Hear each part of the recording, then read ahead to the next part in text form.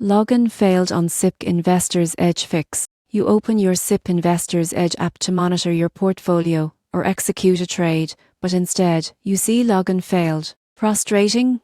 Absolutely. But here's the good news: this issue usually has a quick fix, and you can handle it right now. First, check your internet connection. Investor's Edge requires a secure connection to protect your data. If you're on public Wi-Fi or using a VPN, try switching to mobile data or turning the VPN off. Many users find the lock-in works instantly after that. Next, ensure your app is up to date. Outdated versions often cause login errors. Open the App Store or Google Play, search CIBC Investor's Edge, and tap Update. Afterward, restart the app before logging in again. If the issue continues, clear your app cache.